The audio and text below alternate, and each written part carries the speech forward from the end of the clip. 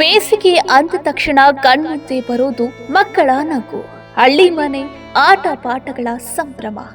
ಅಜ್ಜಿ ಮನೆಗೆ ಹೋಗೋ ಸಂಭ್ರಮದಲ್ಲಿರೋ ಮಕ್ಕಳಿಗೆ ಆ ರಜೆಯ ದಿನಗಳೇ ತಮ್ಮ ಬದುಕಿನ ಕೊನೆಯ ದಿನಗಳಾಗುತ್ತವೆ ಅಂತ ಪಾಪ ಆ ಪುಟ್ಟ ಜೀವಗಳಿಗೆ ತಿಳಿದಿರಲಿಲ್ಲ. ವಿಧಿಯಾಟ ಎಷ್ಟು ಕ್ರೂರ ಅಂದ್ರೆ ಸಂಭ್ರಮಿಸಬೇಕಾದ ಮನೆಗಳಲ್ಲಿ ಇಂದು ಮೌನ ಆವರಿಸಿದೆ. ಆಟವಾಡಬೇಕಾದ ಅಂಗಳದಲ್ಲಿ ಹೆಣಗಳು ಬೀಳ್ತಿವೆ. ಶಿವಮೊಗ್ಗದ ಲಕ್ಕಿನಕೊಪ್ಪದಲ್ಲಿ ನಡೆದ ಆ ಘಟನೆ ಕೇಳಿದ್ರೆ ಕಲ್ಲು ಹೃದಯವೂ ಕರಗುತ್ತೆ. 9 ವರ್ಷದ ಪುಟ್ಟ ಬಾಲಕಿ ಪ್ರಣಮ್ಯ ತನ್ನ ಚಿಕ್ಕಮ್ಮನ ಮನೆಗೆ ರಜೆಗೆ ಅಂತ ಬಂದವಳು. ಆಟವಾಡಲು ಬಳಸಿದ ಒಂದು ಪಂಚೆ ಅವಳ ಪಾಲಿಗೆ ಮೃತ್ಯು ಪಾಶವಾಗುತ್ತೆ ಅಂತ ಯಾರೂ ಅಂದುಕೊಂಡಿರಲಿಲ್ಲ.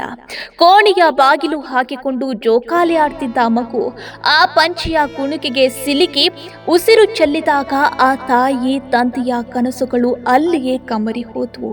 ಬಾಗಿಲು ಒಡೆದು ಒಳಗೆ ಹೋದಾಗ ಕಂಡಿದ್ದು ಮಗಳ ನಗುವನ್ನಲ್ಲ, ಪ್ರಾಣವಿಲ್ಲದ ಆಕೆಯ ದೇಹವನ್ನು. ಆ ಪಾಲಕರ ಆಕ್ರಂದನಕ್ಕೆ ಇಡೀ ಲಕ್ಕಿನಕೊಪ್ಪವೇ ಕಣ್ಣೀರು ಹಾಕ್ತಿದೆ. ದುರಂತ ಇಲ್ಲಿಗೆ ನಿಂತಿಲ್ಲ.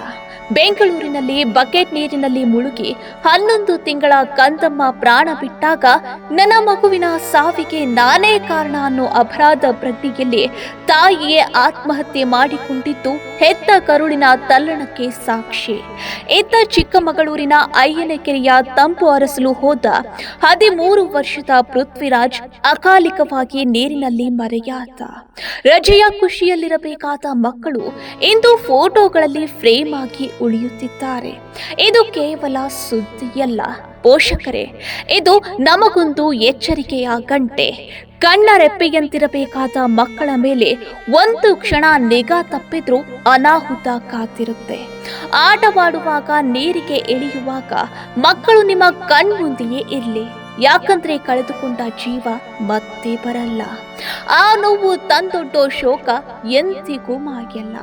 ಆ ಪುಟ್ಟ ಆತ್ಮಗಳಿಗೆ ಶಾಂತಿ ಸಿಗಲಿ, ಆ ಕುಟುಂಬಗಳಿಗೆ ಈ ನೋವು ಭರಿಸೋ ಶಕ್ತಿ ಸಿಗಲಿ.